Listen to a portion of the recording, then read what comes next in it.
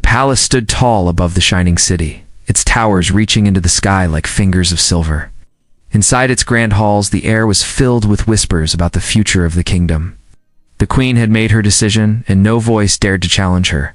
Princess Evelyn was to marry a man who was not of noble birth, not of royal blood, but a soldier. His name was Ethan, and he was known across the realm as a warrior, who had never once bent in the face of battle. Evelyn did not hide her feelings when she heard of this arrangement. She sat in her chamber with her ladies, her lips curved into a smile that carried little warmth. She chuckled at the thought of being tied to a man who spent his life in armor, a man who carried scars instead of manners, and whose hands had known the weight of swords rather than the softness of silks. To her, it was almost a jest, a story too strange to be true. But the queen was not moved by her daughter's laughter. She entered the chamber, her presence filling the room with authority that needed no words. Her crown glimmered in the soft light, and her voice was calm, yet firm, when she said, "From today, he is your husband." Those words cut through Evelyn's pride, and the laughter died on her lips. The queen's eyes, steady and unyielding, told her that this was not a choice. It was duty. It was a bond meant to keep the kingdom strong, to protect the crown from enemies who watched with hungry eyes. Evelyn lowered her gaze, not out of acceptance, but out of respect for her mother's will. The day passed and evening fell over the city. Outside, people spoke of the union that would soon be sealed. Some cheered for the soldier, seeing him as one of their own, who had risen to greatness. Others whispered doubt, wondering if a man of the battlefield could ever sit beside a princess as her equal. In the barracks beyond the palace, Ethan stood in silence as his men offered him words of respect, gave no smile, no boast, only a nod of thanks. His heart was steady, but deep within, he wondered how a soldier born of common soil could ever belong in the glittering halls of royalty. The next morning, he walked through the palace gates for the first time. Guards stood at attention as he passed, their eyes watching every step. His armor gleamed in the sunlight, yet his face carried no pride. He was a man who had fought countless battles, yet he carried himself with the calm of one who knew his place. When he entered the great hall, Evelyn was already there. She stood at the foot of the throne, her chin raised, her eyes sharp as they met his. She wanted to laugh again, to break the silence with her mocking smile, but something held her back. Perhaps it was the way he bowed without hesitation, not to her, but to the queen, with the grace of a man who knew respect. Perhaps it was the way he looked at her, not with awe or desire, but with steady calm, as if he already knew the weight she carried on her shoulders. The queen spoke to them both, her voice carrying through the hall. She reminded Evelyn that pride alone could not protect a throne, and she reminded Ethan that love was not asked of him, only loyalty and strength. Yet in her eyes, there was a quiet hope that one day love would grow where duty had planted its seed. As the hall emptied and the voices faded, Evelyn stood in silence. She watched Ethan as he turned to leave, his steps heavy but sure. For the first time, she did not chuckle. Instead, she wondered if perhaps this man, this warrior of the people, was not as unworthy as she believed. The thought lingered in her heart, quiet yet stubborn, as the day closed and the first part of their story began. The palace was filled with music and light as the day of the union came. Guests from across the kingdom arrived in shining carriages, their clothes bright with jewels and colors that caught every eye.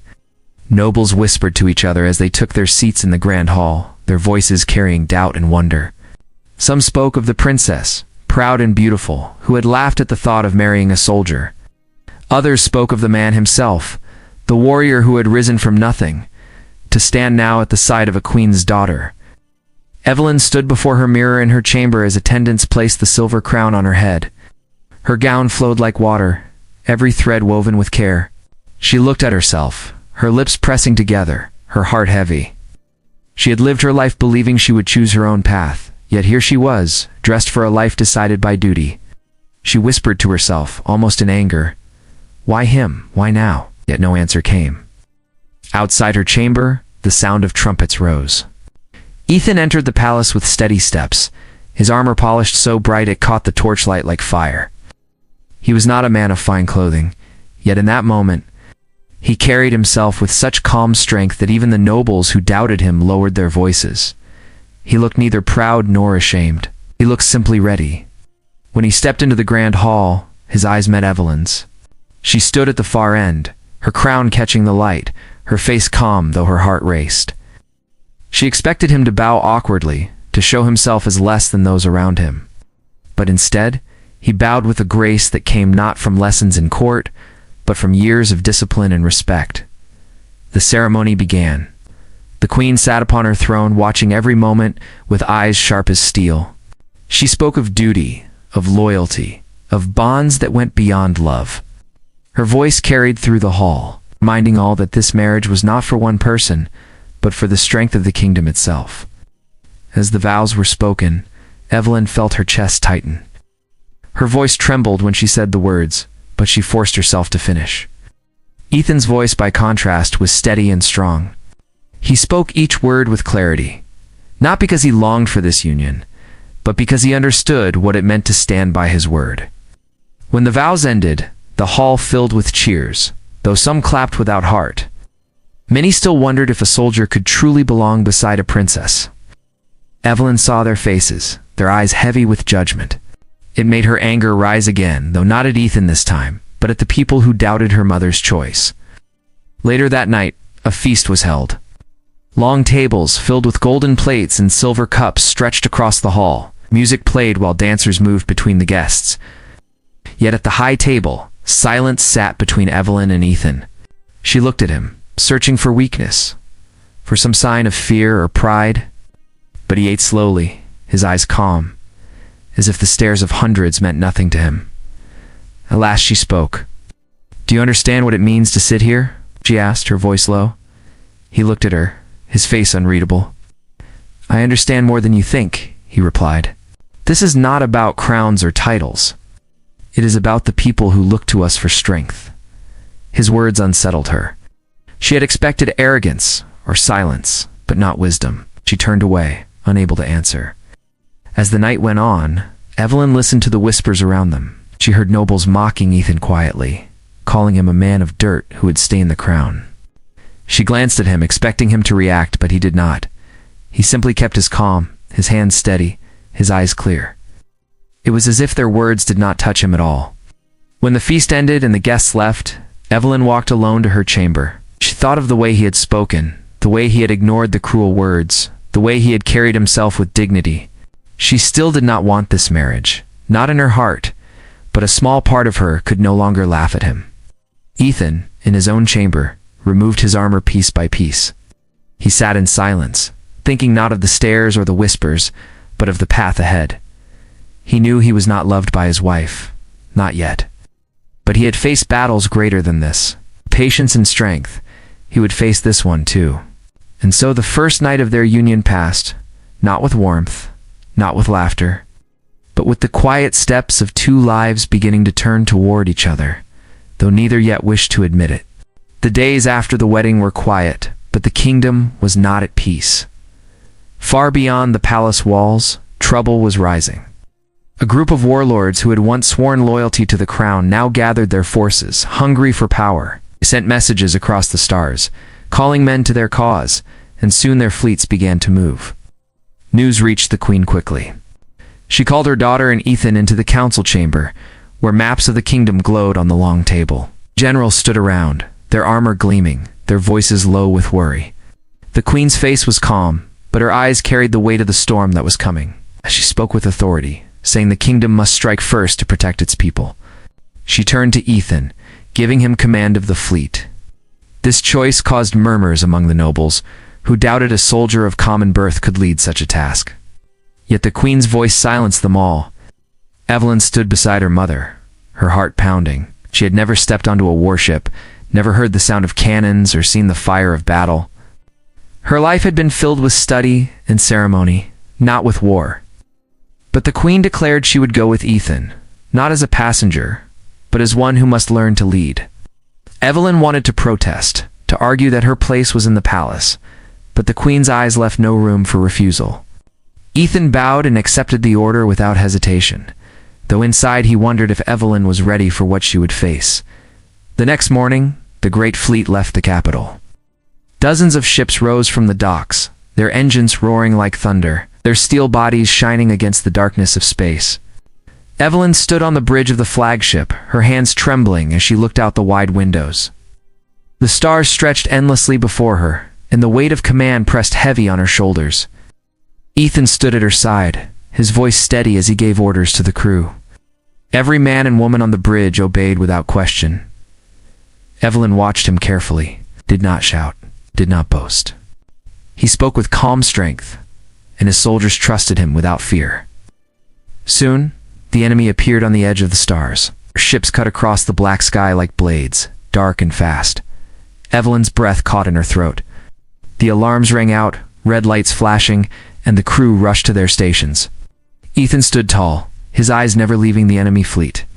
The first clash came with fire and noise. Cannons lit the void with bursts of light, and the ships shook under the force of impact. Evelyn gripped the edge of the table, her heart racing. She wanted to run, to hide, but there was nowhere to go. This was war, and she was in its center.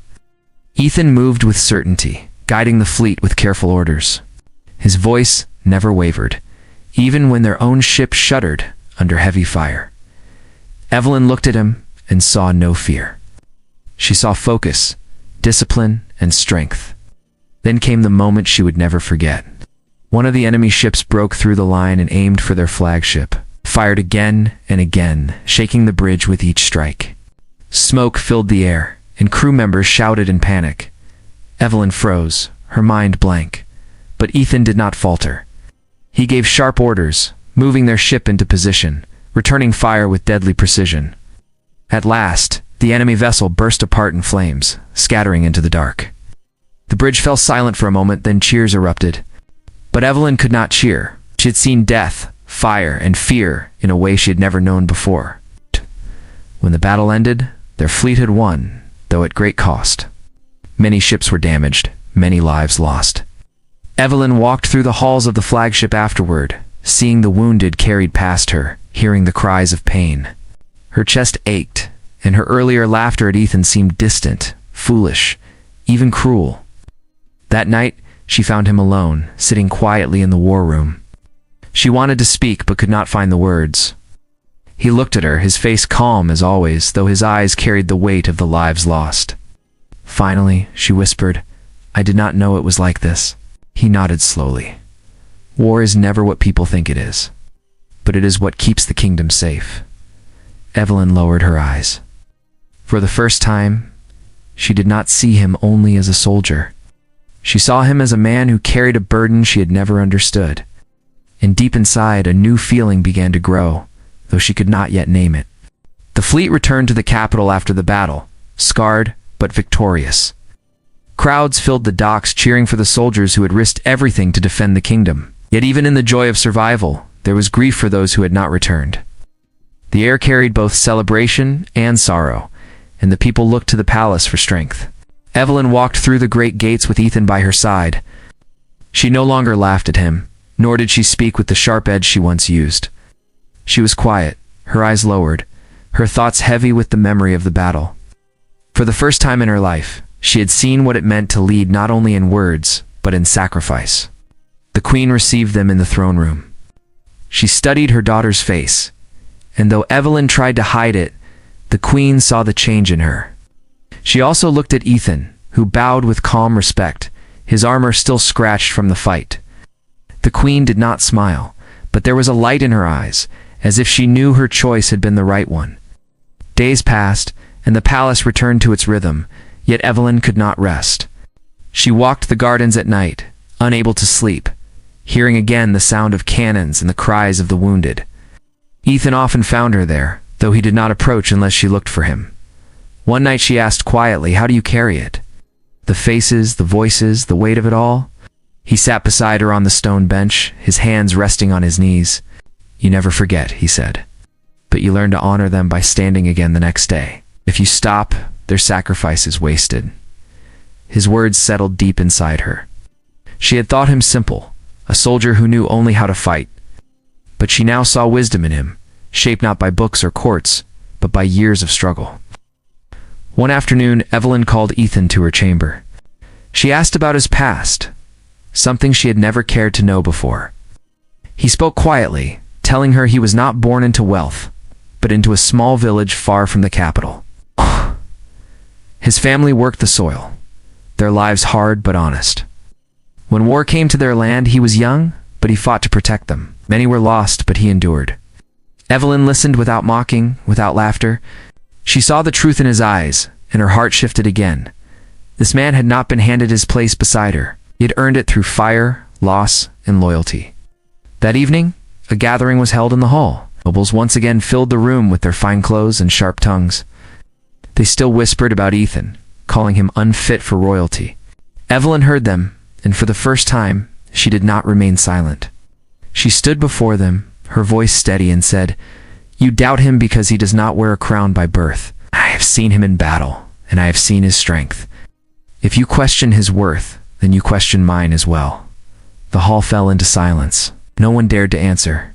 Ethan looked at her, his face calm, but in his eyes was a flicker of something he had never shown before, a quiet gratitude. Later, when they were alone, Evelyn turned to him.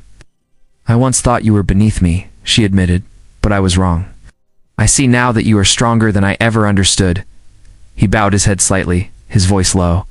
"I am only a man doing his duty. Nothing more." But Evelyn shook her head. "No, you are more. You carry what others cannot. And for that, I respect you." The moment passed in silence, but the air between them had changed.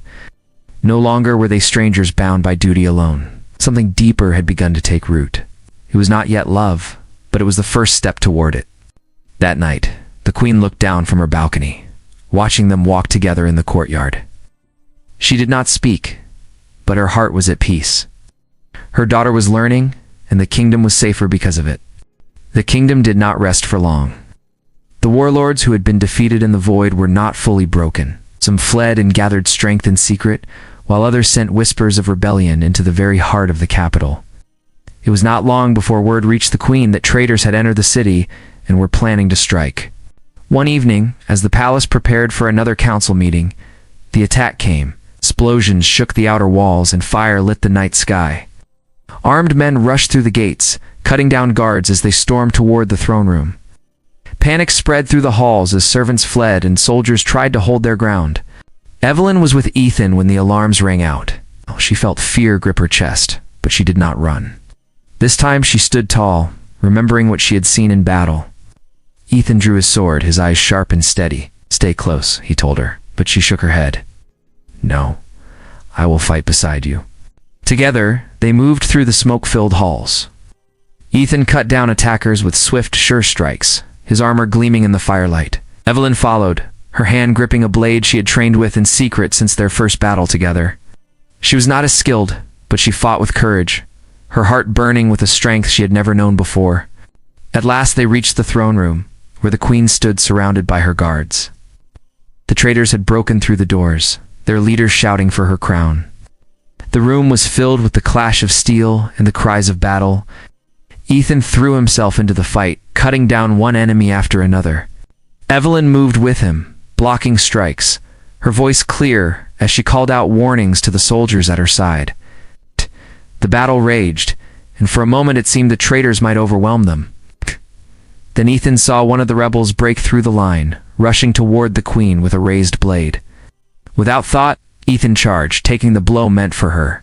He fell to his knees, his sword still clutched in his hand, his body bleeding but unbroken. Evelyn screamed his name and rushed forward.